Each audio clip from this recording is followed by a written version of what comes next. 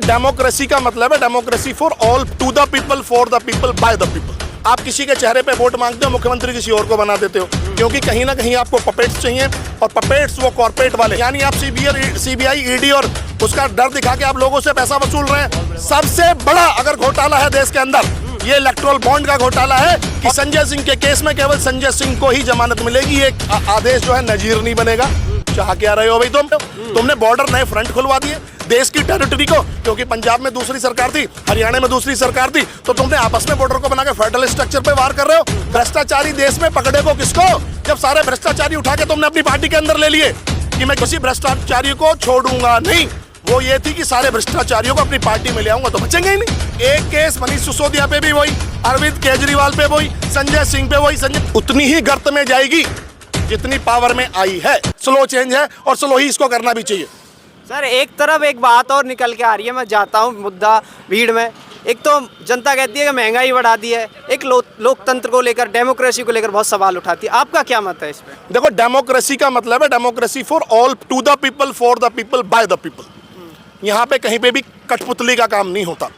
आप पपेट्स मत बनाइए, और जो आदमी पपेट्स बनाना डेमोक्रेसी में शुरू कर देगा, कहीं ना कहीं वो बोलने के अधिकार को छीनता है।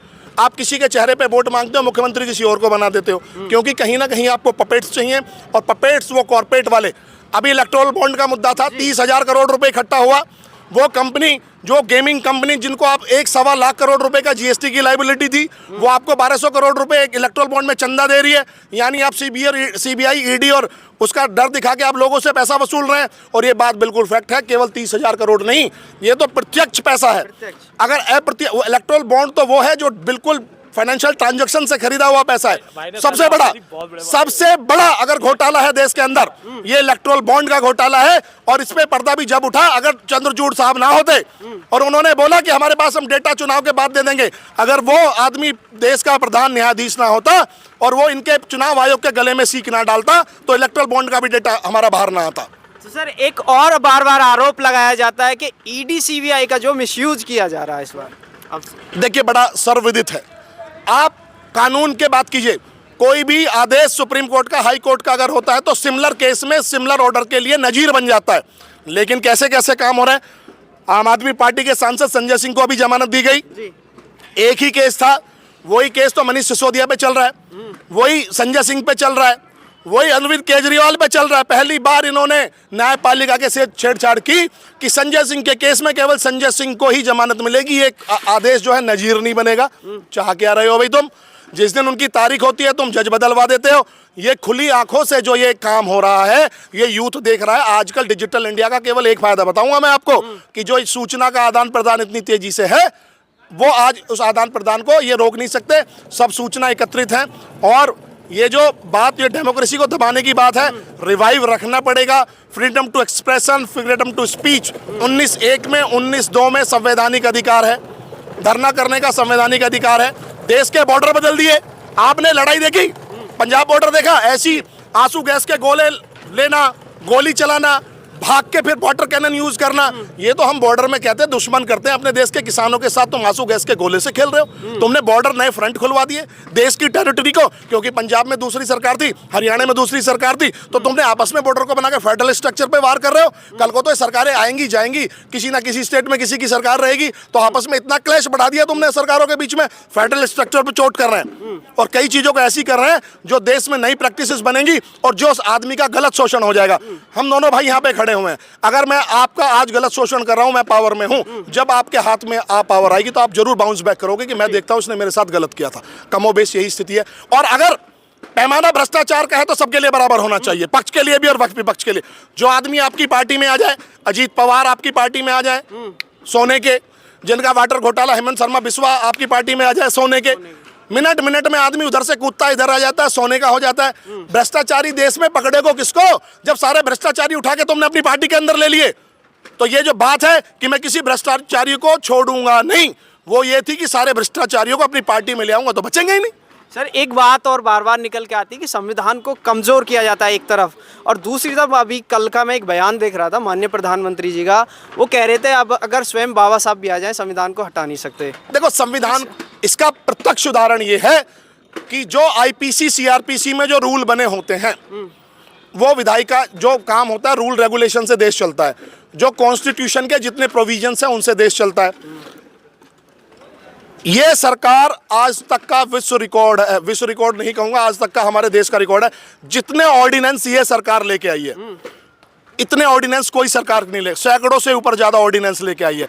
ऑर्डिनेंस की आपकी जरूरत क्या है? ऑर्डिनेंस उस चीज को बोलते हैं जब आप संसद के पटल पे चर्चा ना कर किसी कानून में कोई परिवर्तन करना चाहते हो, तो आप ऑर्डिनेंस क्यों खेल रहे हैं? संसद किस लिए बनाई जाती है? संसद अमुक कोई कानून है, उसमें कोई कमी रह गई है तो संसद के पटल पर रखा जाता है, उसमें डिस्कशन करा जाता है, पक्ष विपक्ष से पूछा जाता है। अभी कुछ समय पहले पूरी संसद को निलंबित किया जाता है। संसद को निलंबित कर दिया तो इसका मतलब आप डेमोक्रेसी, यही तो है।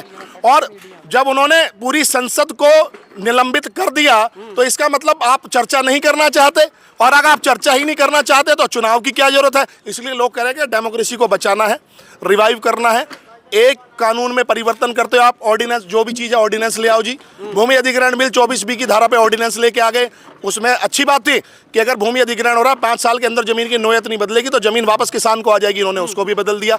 नजीर नहीं बनने दे रहे कानून को। एक केस मनीष सिसोदिया पे भी वही, अरविंद केजरीवाल पे वही, संजय सिंह पे वही। संजय सिंह को जमानत होती है, नजीर नहीं बनेगा। क्यों नजीर नहीं बनेगा भाई साहब? इसका मतलब तुम उनको रोकना चाहते हो। डेमोक्रेसी का गला ना घोटे, बढ़ने दे। जो सरकार अच्छा कर रही है उसको सरकार को अच्छा करने दे, वो इनसे अच्छा काम कर रहे हैं। तो इस बार क्या लगता है, एक तरफ अभी कुछ समय के जो पिछले मुद्दे थे, पहलवान ले लो, नौजवान ले लो, किसान ले लो, हर वर्ग लगभग कहीं ना कहीं सड़क पे आंदोलनरत है, क्या इस बार जवाब देगा? Slow change. जो आदमी जिसको खुली आंखों से परिवर्तन ना दिखे उस आदमी को सोता हुआ बोला जाता है। ये अपने घमंड में है। परिवर्तन देश में आना शुरू हो गया है। और देखिए, ये पार्टी 30 साल तक 2 सीटों पे रही। उम्र हमारी 40 साल की है और भगवान ने चाहा तो लगभग 35-40 साल और मिलेंगे अगर औसतन अगर हम ठीक ठाक रहे। उतनी ही गर्त में जाएगी जितनी पावर में आई है। जहां से उठ के आई है वहीं ऐसी रसातल में पहुंचेगी, क्योंकि ये देश की आत्मा पे वार कर रही है। आप कोई भी रूल रेगुलेशन लाए, for all citizen of India की बात कीजिए। एक तरफ पार्टी कहती है हम देश को मजबूत कर रहे हैं, 35 करोड़ लोगों को कहां लेके चले जाएंगे? एक दिन आप उनको ईद की मुबारकबाद देते हैं, मैं और आप अपने घर में इफ्तियार पार्टी कर दे तो लोग हमें कहते हैं कि भाई तुम वो हो गए, मोहम्मद हो गए, तुम जिन्ना हो गए हो। तो प्रधानमंत्री जी ने क्यों कल परसों ईद की बधाई दी? एक जैसा व्यवहार। वो हमारे भाई हैं जो देश में, जिन्होंने वो चाहते तो देश छोड़ के चले जाते, देश में चुन लिया। हमारे नागरिक हैं।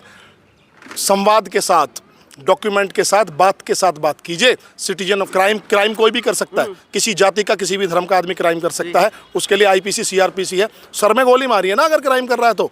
ये थोड़ी है कि अगर हिंदू करेगा या मुसलमान नहीं करेगा। सबको नागरिकता पे बात कीजिए, सिटीजन ऑफ इंडिया पे बात कीजिए, धर्म और जाति पे बात मत कीजिए। ये कोई पैमाना नहीं होता देश चलाने का। एक दिन आप समन्वय की बात करते हो, दूसरे दिन जाके आप फिर वही फायर ब्रांड और नई नई चीजें पैदा कर देते हो तुम जाके। कहीं ना कहीं ये चीज़ों को अब झेलना पड़ेगा। यूथ आ गया है, कहीं ना कहीं एम्प्लॉयमेंट है। रोजाना ये पेपर लीक दुनिया भर के। IAS का आपने 33% कोटा कम कर दिया, सारी भर्तियां कम कर दी, ऑनलाइन सारे बिजनेस कर दिए, रिटेल तुमने छोड़ा नहीं तो क्या होएगा? क्रिमिनल क्या बढ़ेगा? जेल भरेंगे और क्या होगा? लोग उत्तर प्रदेश में अभी हम मौजूद है, उत्तर प्रदेश में कह रहे हैं क्राइम रेट घट गया। देखिए, क्राइम रेट घट गया हम ये नहीं करते, उसमें भी कई चीज़ें हैं। क्राइम रेट घटने से तो नहीं है, केवल क्राइम कंट्रोल के लिए तो सरकार नहीं होती। रोटी कपड़ा मकान, फूड क्लोथ शेल्टर कहाँ जाएगा? शिक्षा चिकित्सा रोजगार कहाँ जाएगा मेरे भाई? आम आदमी की जो जरूरत है वो तो इंटैक्ट है। 80 करोड़ लोगों को आप राशन दे रहे हो, 80 करोड़ लोगों को राशन दे रहे हो, तो गरीबी रेखा के नीचे आ गए लोग या गरीबी रेखा के ऊपर चले गए लोग? 2 लाख करोड़ रुपए आप राशन पे खर्च कर रहे हो। 2 लाख करोड़ रुपए में आप लोगों को शिक्षित कर लेते। पूरा ग्लोबलाइज इंडिया है, क्या पता कोई बच्चा इंजीनियर बन के यहाँ से चला जाए तो विदेश में नौकरी कर लेता, FDI लेके आ जाता, अपने परिवार को भी बढ़ाता, अपने गांव को भी बढ़ाता, अपने रिश्तेदारों को भी बढ़ाता। तो कहीं ना कहीं इनके जो कहते हैं ना अनपढ़ सरकार है, अनपढ़ तरीकों की सरकार है। इन्होंने सारी चीज़ों को पकड़ के ऐसे छू के छोड़ दिया है। कोई भी चीज़ इस सिरे से पकड़ के उस सिरे पर नहीं पहुँचाई है। युवा परेशान है। चेंज आएगा, 100% चेंज आएगा। कहीं जातिवाद की बात करेंगे।